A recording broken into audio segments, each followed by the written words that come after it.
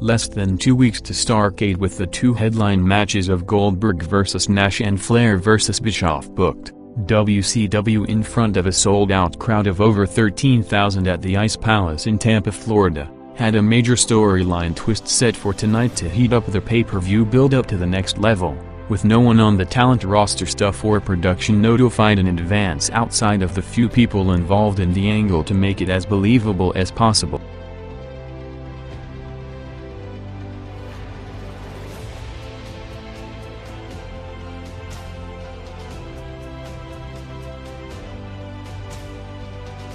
WCW's most talked about angle of the night came already in the first hour, with Eric Bischoff coming out at around 8:40, cutting a promo taunting Flair, saying that he's building to and is the future while Flair is history, telling him that he's a trained killer after 7 years of training and Rick is gonna find out at Starrcade, leading to Flair sprinting to the ring and chasing Bischoff to the back before coming back for the response promo. Flair cut a trademark promo going crazy in the ring, saying that he's gonna strangle Eric and rip his heart out to show the world that he has no heart, while at that point starting to hold his chest before collapsing in the ring, leading to the crowd in the building standing up in silence, not knowing if it's a work or shoot, bringing out Arn Anderson and Dusty Rhodes along with doctors and security to check on Flair before eventually stretching him out of the building to an ambulance with his worked or legit condition still unknown to the audience, as the first hour viewership, which hovered around a 4 to 4.7 rating, spiked big to a 5.9 rating for the Flair-Bischoff segment and the follow-up backstage brawl.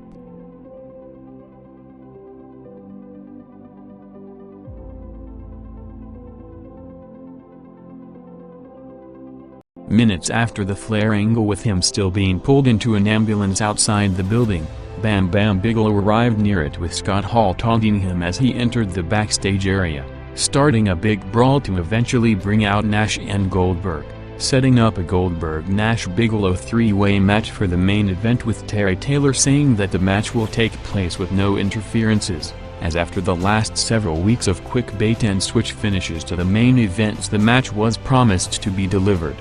The backstage brawl to end a loaded quarter, perhaps with the idea of having as many people watching in the build to the main event, ended seconds before Raw went on the air, with Nitro crossing over the top of the hour in a commercial break.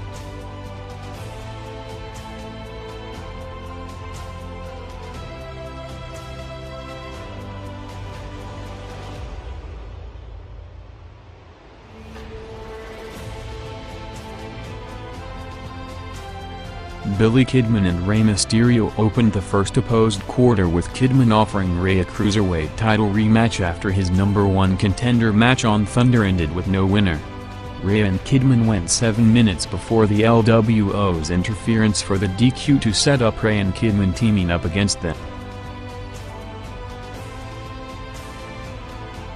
DX opened Raw in front of a sellout 19,000 people at the Tacoma Dome with a Comedic Corporation parody, having Triple H as Rock, Road Dogg as Vince with two Patterson and Briscoe dwarfs attached to him, along with Billy Gunn as Shane, X-Pac as Shamrock and Chyna as Bossman, each mocking the corporation members' mannerisms, before Jason Sensation came out as Shawn Michaels with a ball in hand, telling DX to clean up their act on TV before dropping it, with Hunter telling him that he dropped the ball again in reference to losing at WrestleMania 14. As DX was about to close this segment just as Rock and Michaels came out for the response.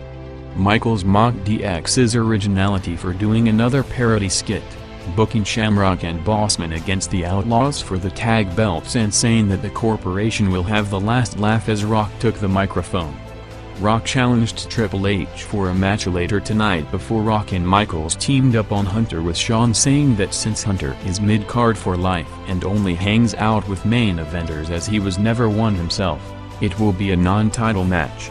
Hunter brought up SummerSlam as Rock eventually agreed to a title match for the main event, before going on a parody of his own, doing catchphrase imitations of Hogan, Flair, Savage and Bret Hart to pop Michaels and the crowd, closing a hot segment opening Raw with a 5.5 rating, the highest rated opening segment in show history, which was also the peak of the night.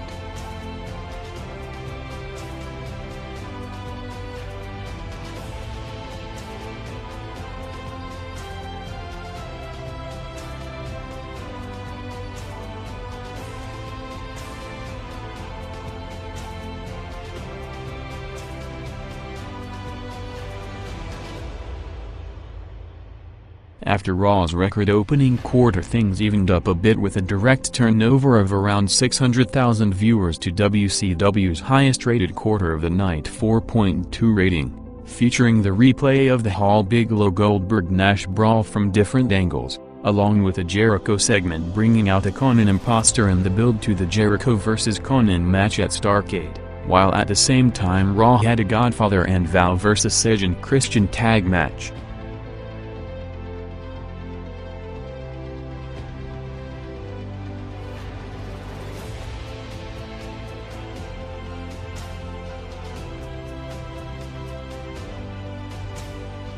For the first time in months, Raw was without two of its most featured performers, with Steve Austin and Undertaker not appearing on the show for different reasons. With Taker carrying injuries for months along with selling the loss in the Buried Alive match, the decision was made to hold off his TV return to start '99 with the official reveal of the Ministry after building up the group in different angles over the next month, while Austin was still recovering from a stomach virus suffered while on the flight to England for the Capital Carnage pay-per-view, along with him pulling a muscle during the match last night to lead to him being sent home to recover from both injuries. Another major name who is still being kept off TV after recovering from injury was Jim Ross, with Cole again mentioning on commentary that JR is recovering and will be back soon.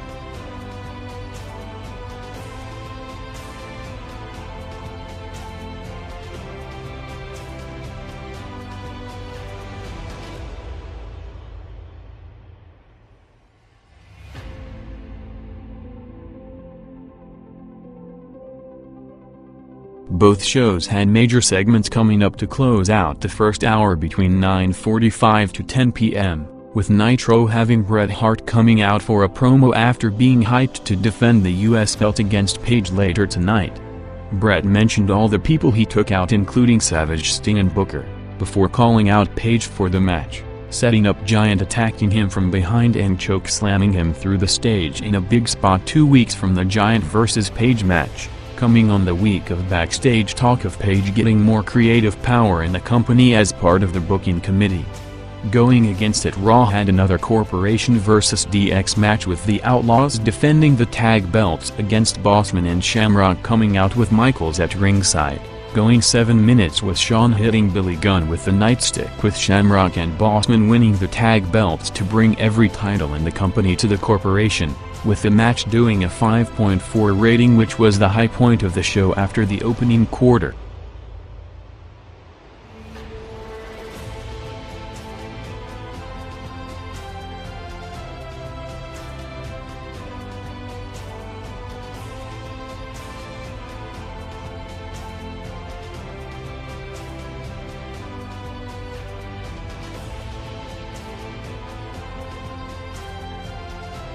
Nitro opened its third hour having a Conan vs. Stevie Ray match going 3 minutes with Booker at ringside, while Raw had a hyped McMahon announcement regarding Austin and the Royal Rumble.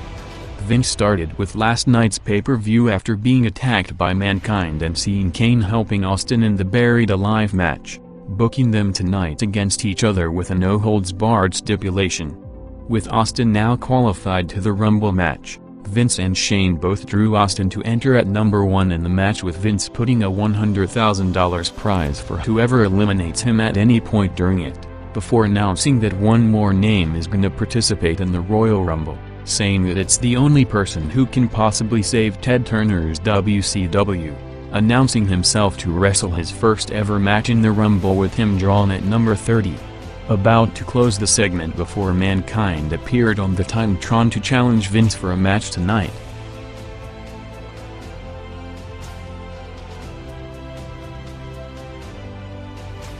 Over an hour after Flair was taken out of the building with the announcers updating the TV audience throughout, an out-of-character Eric Bischoff returned to the ring to address it in a different demeanor not seen since perhaps his babyface announcer days in mid-'96. Eric said that they do what they do for entertainment, but sometimes it's hard to explain what's real when the lines are blurred like they did tonight, saying that injuries are real and serious and Flair suffered a mild heart attack earlier. To further put the angle over, Eric went on to praise Flair for his contributions to the business while giving subtle hints for what's to come by saying that Flair has been in the business for a long time while apologizing to his family. Flair and Bischoff's performances were so believably done and executed to the point where some people backstage were worried and several media outlets were reporting the angle as a shoot, along with viewers calling hospitals to ask for Flair's condition throughout the night, building anticipation to the follow-up in the next week of TV.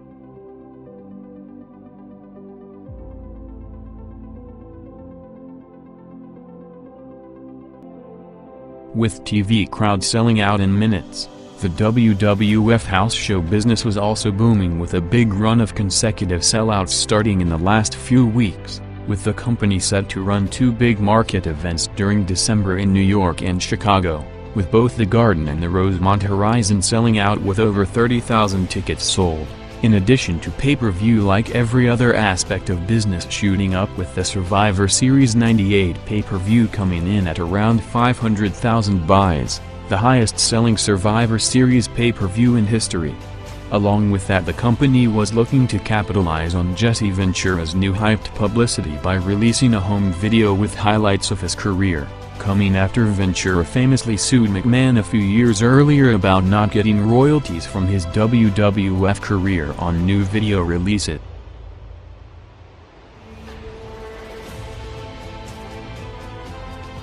Scott Hall vs. Horace Hogan was next, going 6 minutes with Hall having the match won until the NWO's interference to bring out Disco for the save, while Raw had the Mankind vs. Kane no-holds-barred match going 4 minutes before Vince McMahon came out accepting Foley's challenge but on his terms, calling him out for a street fight in the parking lot. While in the ring, Shamrock and Bossman attacked Kane while a group of orderlies came out to put him in a straitjacket and take him to a mental institution.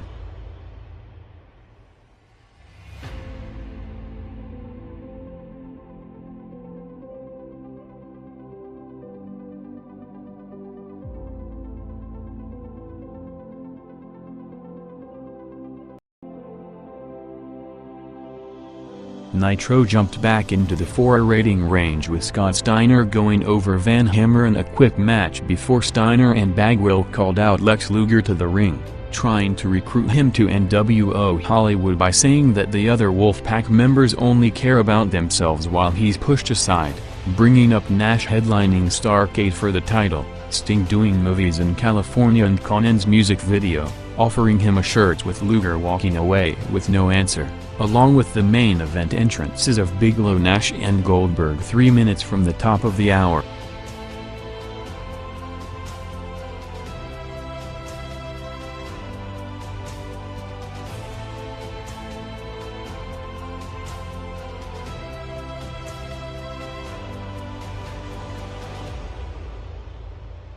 Raw's main event quarter started with Mankind beating down Vince McMahon, Patterson and Briscoe in the parking lot outside the Tacoma Dome, before Rock interfered to give Mankind a rock bottom on the hood of a car, with the program continuing after Mankind attacked Rock in the Corporation Skybox last night and beat him in their pay-per-view match but still not winning the title.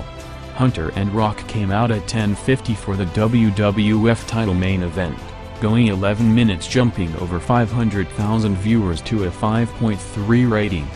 As he did at the Rock Bottom pay-per-view last night in what would become a trademark spot during his matches, Rock went to the commentary table taking Cole's headset to bury Triple H on the mic while beating him down at the same time, saying that Hunter looks like Tarzan and wrestles like Jane, along with a massive reaction for the corporate elbow.